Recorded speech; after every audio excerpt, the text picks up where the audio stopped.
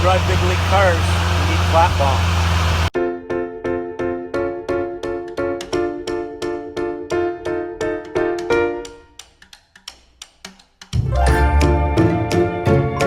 I always get asked how to break in a goalie glove. Young goalies struggle to catch the puck, they struggle to break in their gloves. And today, I wanted to show you some tips on how I break in gloves and some things I've learned about how to do it well. Of course, there's going to be some areas of things you shouldn't do to break in your glove.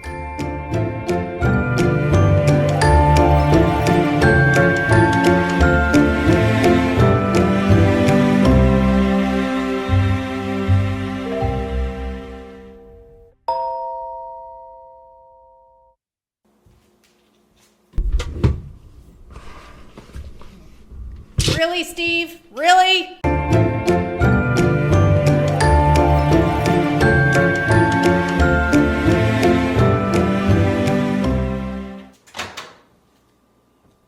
Oh, come on!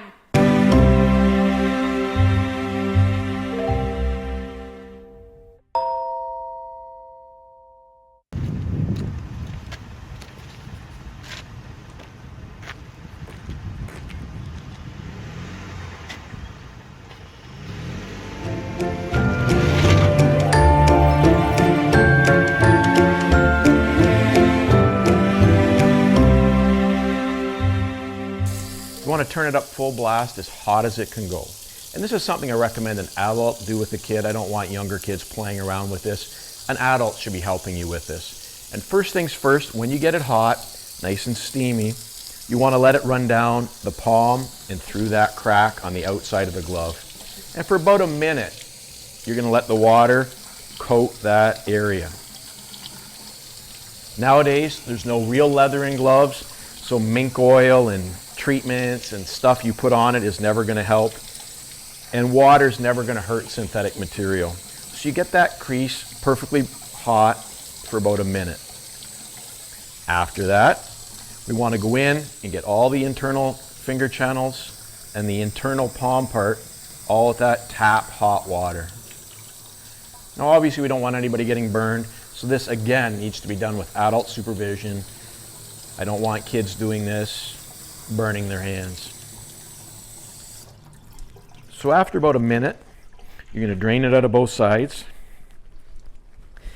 Make sure it's not too hot to touch to your fingers. And you can move that in there several times. It should already start to feel looser. And so now what we're going to do is put it with the towel and let it sit and let it dry briefly for probably 5-10 minutes. Just let it dry up a little bit. All right, the next thing we want to do is to sort of set the pocket overnight for 24 hours.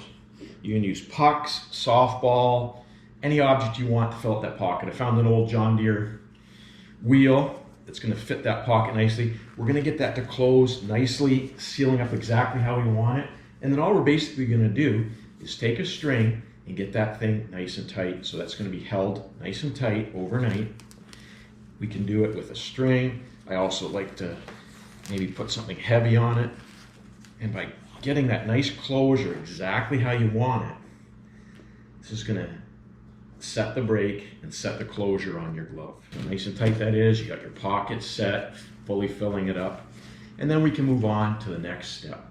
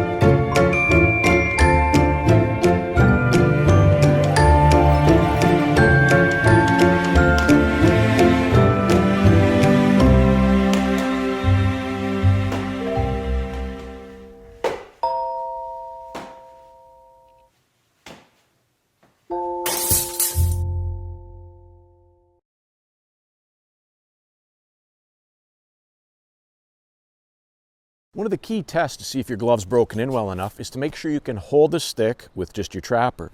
You also want to get really good at going from stance to shooting position, stance to shooting position. This is a great drill to work on either underhand grip, overhand grip, whichever one you want to use. The key is this glove has got to grab the stick. You need to be able to hold that thing upside down in your hand, in your glove without it falling out. That's a test to see if your glove's broken in well enough.